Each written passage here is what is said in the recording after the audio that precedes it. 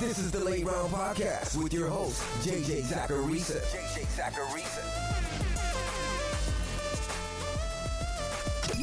What's up, everyone? It's JJ Zachariason, and this episode 840 of the Late Round Fantasy Football Podcast, sponsored by FanDuel. Thanks for tuning in. I'm pumped about the results of last week's Sleeper Show. There were a handful of misses. Darnell Mooney didn't do anything. Curtis Samuel got ejected. Tyjae Spears was a disappointment despite another target share north of 12%. Luke Musgrave was okay enough as a streamer, but Chig Okonkwo wasn't. But I think last week's episode was one of the best of the season. Jordan Love scored over 20 fantasy points. Jaden Reed showed up. Rondell Moore didn't see a ton of volume, but he did get a long touchdown. Khalil Shakir scored over 20 PPR points. Ty Chandler was really solid. Darrell Henderson was a top 20 running back. And even deep sleepers Tanner Hudson, who was the tight end 12, and Justin Watson, who was the wide receiver 16, those guys showed up. Now, I can't expect that kind of performance each week, but I'm going to do my best. We've got a crazy one in week 12. Let's get to it. So this episode is dropping earlier than usual this week, which means the percent roster numbers aren't as reliable as they usually are.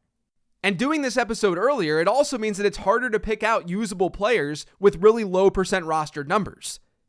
Because I have even less of a feel for injuries across the league. I don't know as much right now. That can often help me find super deep plays each week. Now, this isn't going to make some dramatic impact on today's show. It's just that a few players may be over that 50% mark by the time that you hear this. And some players might become obvious sleepers by Friday or Saturday. But that technically happens every single week anyway. With that being said, we're only going to look at one tier of players this week. We're going to look at players who are rostered in 0 to 50% of Yahoo leagues. And as usual, we're going to kick things off at quarterback. Baker Mayfield is under that 50% rostered mark right now. That might change by the time that he plays, but regardless, I think he makes for a good quarterback streamer this week. The Bucs get the Colts, and Indianapolis is the 9th best matchup for quarterbacks in adjusted fantasy points allowed. Indy's given up the 8th most touchdowns in the league this year, and they're completely average in passing EPA per dropback allowed and air yards per attempt allowed. It's just a pretty neutral to above average matchup overall, but Baker's been pretty strong over the last month.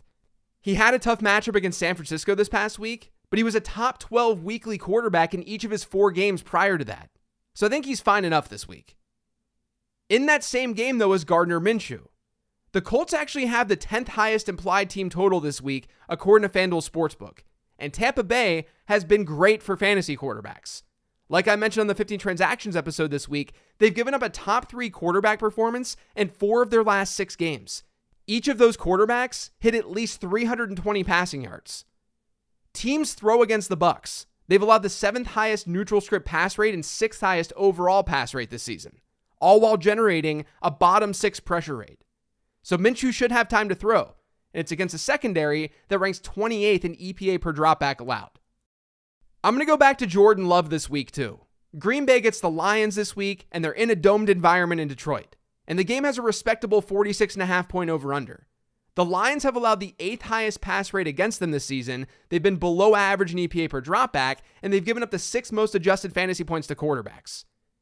Now, Detroit's been pretty good at getting to the quarterback this year, but Green Bay's actually top 5 in pressure rate allowed.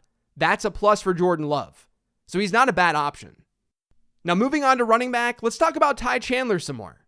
I know I talked about this on the 10 Trends episode, but Ty Chandler was easily the better running back this past week for Minnesota between him and Alexander Mattison. He had a 70% success rate. Madison's was 33%.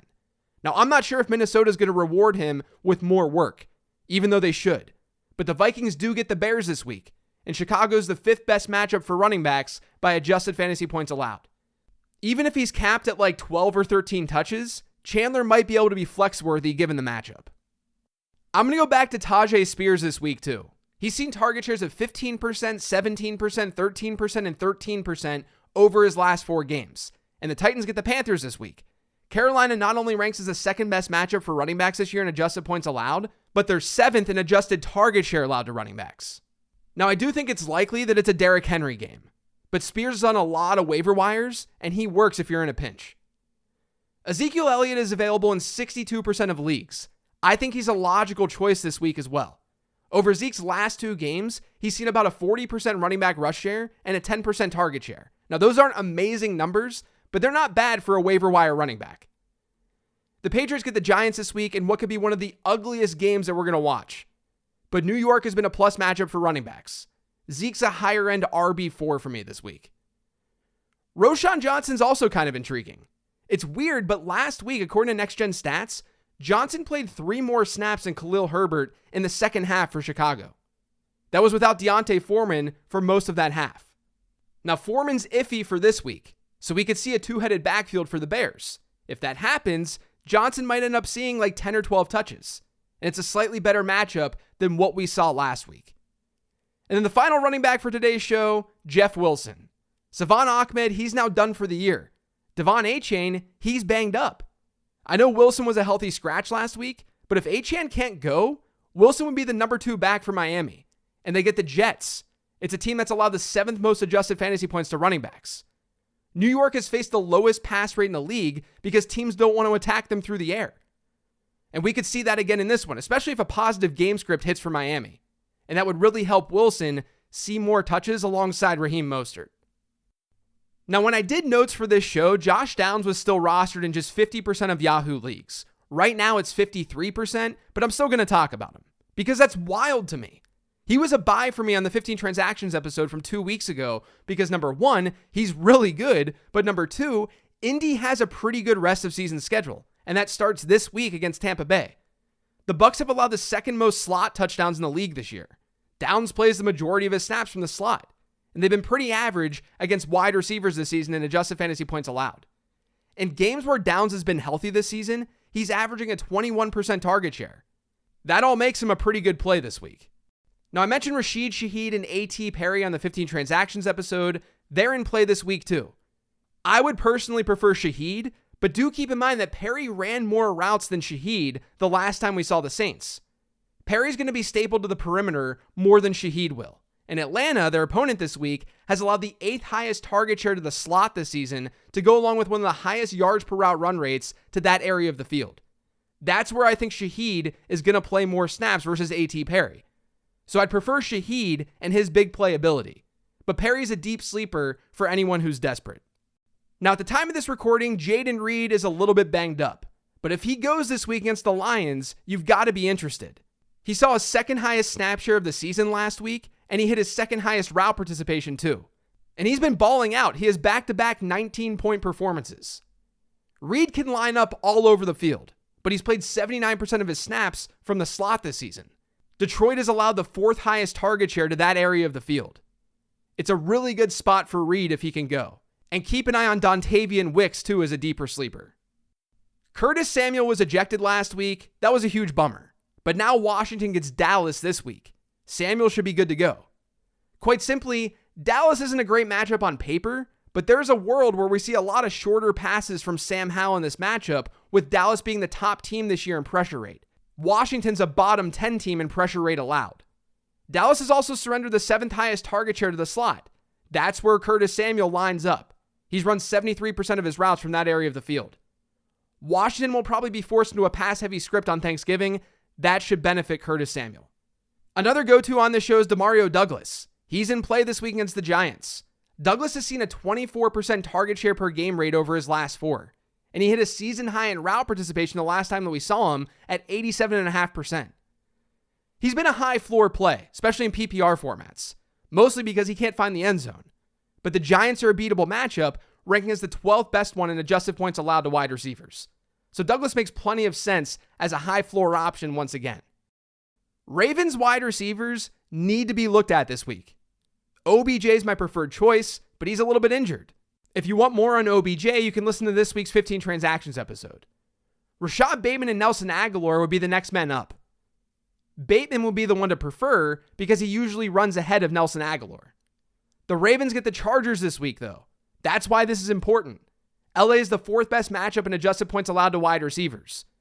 All of these guys could see a natural uptick in work without Mark Andrews. And when you layer on this matchup, they make for obvious sleeper choices. Another player that I talked about on the 15 transactions episode is Tutu Atwell. With both Cooper Kupp and Puka Nacua not being 100%, there's a decent chance that we see Atwell with a bigger role this weekend against the Cardinals. Remember, without Cooper Kupp earlier this year, Atwell was seeing a 22.5% target share per game rate. He scored 15 plus PPR points in 3 of 4 games. Arizona's a decent matchup too, so you can play him if one of those 2 wide receivers doesn't go. Zay Jones returned to action this past week, and he ran a route on 76% of Jacksonville's dropbacks. That was a pretty normal rate for him. He wasn't limited at all. In Week 12, the Jags get Houston. It could be a fairly high-scoring game. FanDuel Sportsbook currently has that game with a 47.5 point over-under. It's one of the highest totals of the week. So given his usage last week and this game environment, I think Zay Jones is an okay play if you're desperate. Now let's talk about the Arizona wide receivers. In Week 11, without Michael Wilson, we saw Greg Dortch with a 28% target share. He ran more routes than Rondale Moore. The previous week, Dortch's route participation was just 2.9%. But if Michael Wilson does not go again this week, I think you have to be interested in Dortch.